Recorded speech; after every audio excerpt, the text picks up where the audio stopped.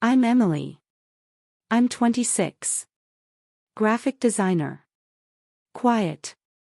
Never the center of attention. And that's mostly fine with me. But that night, his night, changed everything.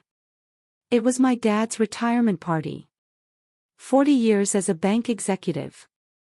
A self-made man. Everyone in the room adored him, co-workers, old golf buddies, neighbors. I was proud, honestly.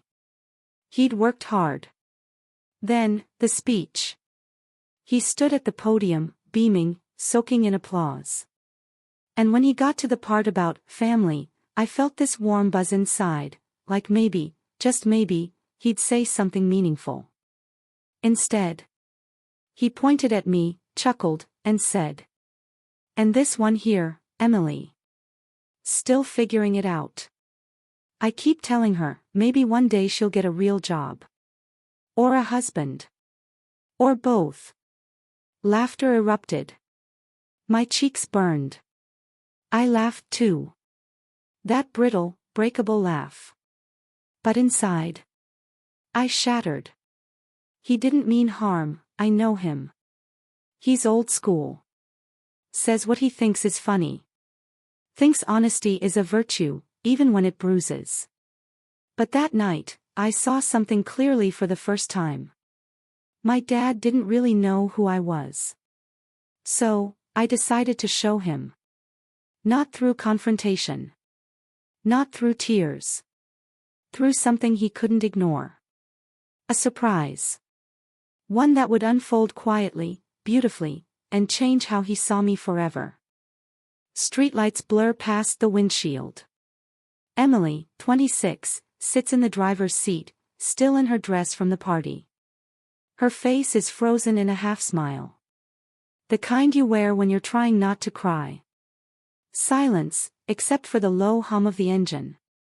I used to think my dad's approval wasn't that important to me. I used to be wrong.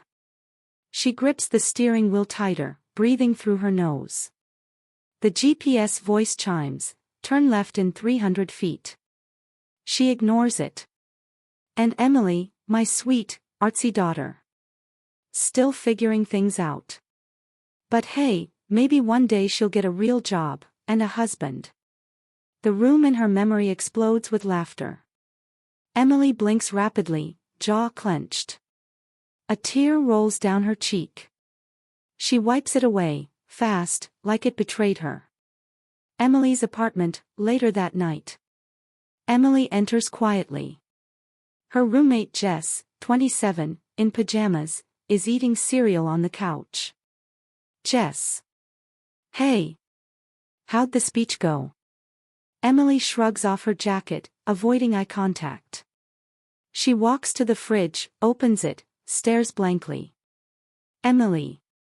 He made me the joke. Again." Jess, gently. "Ugh. I'm sorry. He's got that boomer humor. Doesn't mean it's okay." Emily closes the fridge. She sits on the floor, back against the counter. "Emily," softly. "It wasn't just a joke. It was everything he really thinks, wrapped in a smile." Beat. "Emily. He wanted to go out with a laugh." "Fine. But I want to come back with something unforgettable." The apartment is quiet. A faint hum from the fridge. Emily sits cross-legged on the floor beside a half-drunk glass of wine. Her laptop is open, but the screen glows idle, untouched. Emily, VO. I told myself to forget about it. He didn't mean it. It's just his way. But some things don't brush off. Some things bury themselves so deep, they come back louder than ever. She sighs, gets up, and walks to the hallway closet. She begins digging through boxes, childhood books, old trophies, dusty photo frames. Emily, muttering. "Where is it?" She opens a final box labeled college stuff. Underneath a sketchpad, there's a smaller, weathered folder. It's labeled in faded pen, Dad and Me. Her breath catches. Int. Emily's bedroom, moments later. She lays the contents out on the bed. Old photos, hand-drawn birthday cards, a macaroni portrait that somehow survived 2 decades. She picks up one photo, a 6-year-old Emily sitting on her dad's shoulders, both laughing uncontrollably. Emily, VO. I remember this day. I'd fallen in the lake trying to catch a frog. I was soaked, humiliated. And he made me laugh so hard I forgot to cry. She opens a yellowed envelope. Inside, a typed speech with pencil edits. The header reads, Career Day, Emily's Elementary School. Emily, reading aloud. My daughter Emily is the most creative person I know. She sees the world in color when others see black and white. Beat. He said this. To a room full of strangers. She flips through more, Father's Day cards with her childish scrawl, to the best dad ever, drawings of dragons, astronauts, princesses, all with me plus dad written on top. Tears sting her eyes. Emily, VO. So what happened to that dad? Her phone buzzes. A text from Jess, still thinking about tonight. You okay? Emily types, then deletes. She looks back at the pile of memories, a realization blooming in her chest. Emily, VO. Maybe he didn't forget who I was. Maybe I just stopped reminding him. She grabs her laptop, opens a new file. Names it, Dear Dad. Cuts to her designing, dragging childhood photos into a digital timeline. Sketches, voice clips, scanned drawings. Her fingers fly over the trackpad like she's on fire.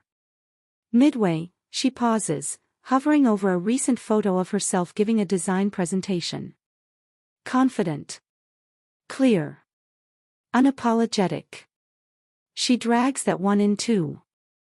Emily, VO. This time, the story's mine to tell. And he's going to hear it. Coffee shop, afternoon. A corner table. Emily sits across from her roommate Jess. 2 laptops, 3 crumpled napkins, 1 shared idea. Jess. Okay, so, we don't egg his car. I still think that would have been therapeutic. Emily, smirking. Tempting. But no.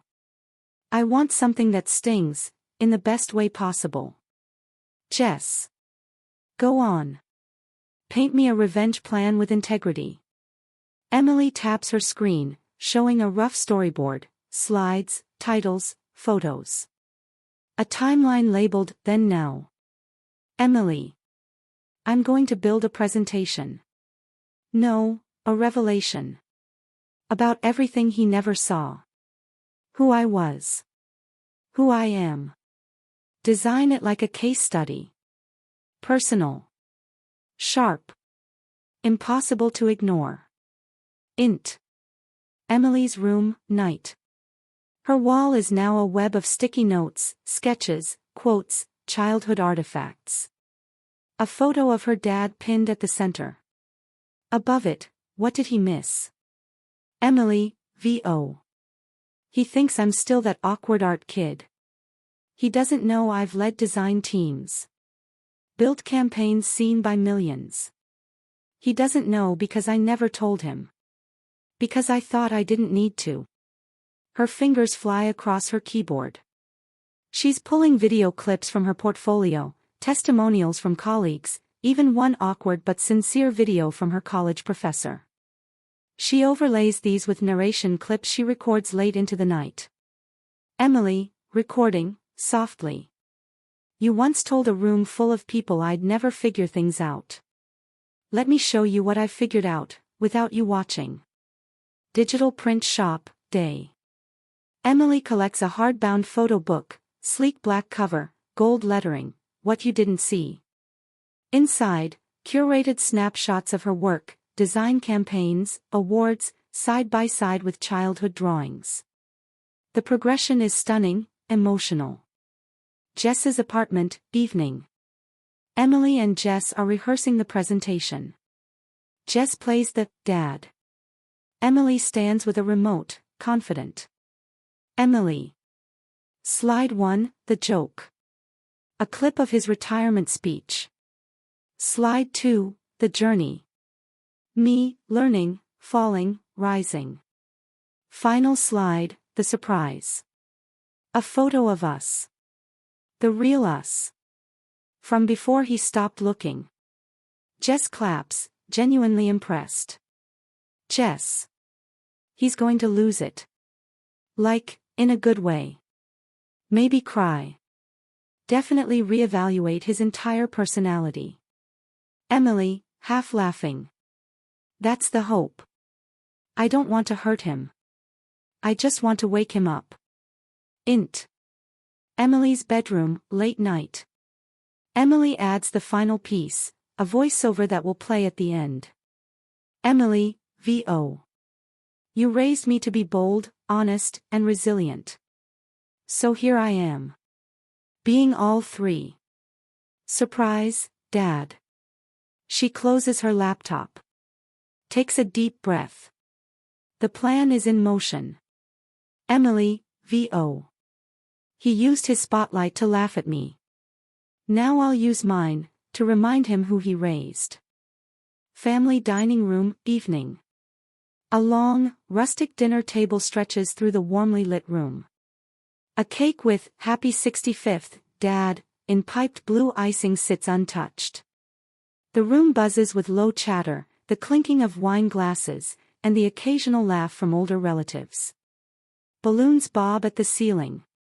Emily stands near the back, nearly blending in with the shadows. Her father, Richard, grins as he regales the family with an old bank tale. He's in his element, confident, loud, comfortable. Richard. And then the teller says, "Sir, this is a Wendy's." I tell you, 30 years in finance, and people still think I'm running the world. Everyone laughs. Except Emily. She gently taps her glass with a spoon. Emily. Hi, everyone. Sorry to interrupt. I have something I'd like to share. For Dad. The room quiets. Curious glances. Her father looks surprised but nods. Richard. You want the mic, Em? Hope it's not another roast, I've used up all the good material. A few chuckles. Emily breathes in, then out. Emily. You gave 40 years to your job. Tonight, I wanted to give you 4 minutes of me. She clicks a remote. The lights dim slightly. A projector hums to life behind her. The first slide flickers onto the wall. Slide 1, the joke. A clip plays from Richard's retirement speech. Maybe one day she'll get a real job, or a husband. The laughter echoes once again, but this time, it's layered with context. Eyes dart around. The room shifts. Slide 2, the journey. Photos of young Emily flash, her with crayons, science fairs, her first design logo. Then, university projects, campaigns, creative awards. Her voice narrates over the images. Emily. You saw a daughter who never quite fit your mold. But what you didn't see, was me becoming someone strong, in her own way. Slide after slide reveals her quiet victories, international ad designs, her team's award-winning campaign, mentoring young girls in design programs. The room is silent. Even forks have stopped clinking. Slide 3, the surprise. A photo of Emily as a little girl, on Richard's shoulders. Overlay text, you once carried me. You once believed in me. I never stopped needing that. I didn't make this to shame you. I made it so you'd see me. Not the joke. Not the disappointment. Just, me. The video ends. The projector fades to black. The room is still. Richard sits frozen, his eyes glassy. He tries to speak, can't. Instead, he stands. Walks slowly to Emily.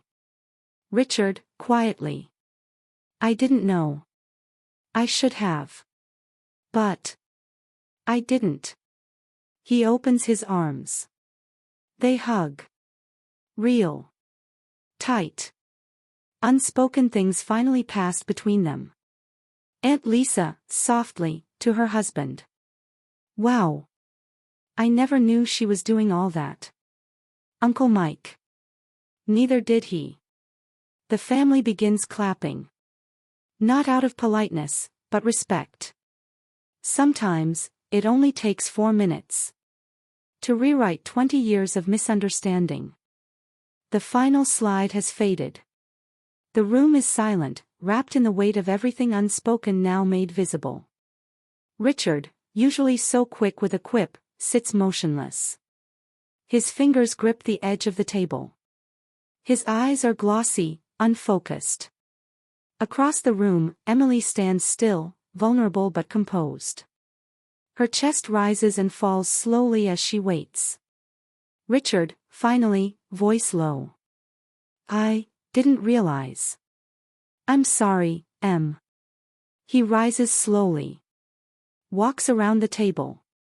Each step feels like an unpeeling of pride, of generational distance, of blind spots finally seen. He reaches her. Richard, quietly. You didn't deserve to be the joke. Not then. Not ever. Soft chuckle. And damn, you really are something. He opens his arms. She doesn't hesitate. They hug. It's not a picture-perfect Hallmark hug, it's a little awkward, her face half in his shoulder, one of his hands trembling slightly. But it's real. And it says more than any speech ever could. Emily, whispers. Thank you. Richard, softly. No, thank you. The family applauds again, this time warmer, deeper, with the kind of energy that acknowledges not just a performance, but a breakthrough. Guests are leaving. Coats on, hugs exchanged. Emily stands beside her father as he chats with a longtime friend, Frank, a former colleague, jovial and nosy. Frank. So, Richard, which one of these talented kids is the lawyer again? Richard laughs, slapping Frank's arm playfully. Richard. Lawyer? Nah, forget that. Proudly, motioning to Emily. This is my daughter. The artist. Emily blinks. It's the first time he's ever said it like that, no qualifiers, no, still figuring things out, no tone of apology. Just, proud, plain truth. Frank raises his eyebrows, impressed. Frank. The artist, huh? Well, now that explains the presentation. That was, what do the kids say, next level. Emily smiles, almost shyly, but there's strength in her posture now. She stands taller. Emily. Thanks, Mr. Frank. Took me a while to find my voice. But I guess, better late than never. Her dad places a hand gently on her shoulder. Richard. I'll be honest. I thought I was teaching you all these years. Turns out, you've been teaching me. Emily turns to look at him. There's still a flicker of skepticism in her eyes, but now, it's softened by hope. We've both still got stuff to learn. They exchange a nod. The kind that says, we're finally seeing each other. Sometimes, the shift isn't thunderous. Sometimes, it's just a few words. A small moment. But when it comes from the right person, it changes everything. Emily's apartment, night. Emily sits by her window, laptop on her knees. The city hums outside. She gazes out at the blinking skyline, her reflection faint in the glass. She begins speaking, like a letter to the audience, or maybe, to herself. It's strange how long we can live in someone else's story. How long we can shrink ourselves down to fit their expectations, their comfort, their version of who we're supposed to be. I did that. For years. Not because I was weak, but because I thought love meant accepting misunderstanding. That silence was strength. That being easy to parent made me good enough. But silence isn't strength. And love, real love, shouldn't come with conditions. The night of my dad's retirement speech wasn't just humiliating. It was a wake-up call. Not because he hurt me, but because I let it happen. Because I had so much to say, and I said nothing. Until I did. And something shifted. Not just in him, but in me. Standing in that room, watching his face as I told my truth, I realized something. We don't always get the apology we imagine. We don't always get the perfect line of closure, the cinematic ending. But sometimes, we get something better. A start. A real start. Where the old story ends, and the new one begins. One where I'm not the side character. Or the punchline. Or the daughter, still figuring things out. But the narrator of my own life. She closes the laptop slowly. Gets up, pulling a print of one of her own artworks from the wall. A bold, abstract piece. She replaces it with a photo of her and her dad, taken after the dinner. They're smiling. No act. Just truth. To anyone who's ever been made to feel small. You don't need to yell. You don't need revenge. You just need to remember who you are. And then show them. Because your voice matters. Your story matters. And when you finally tell it, people listen. Even the ones you thought never would. Fade out as the music swells. A sense of calm. Resolution. And hope.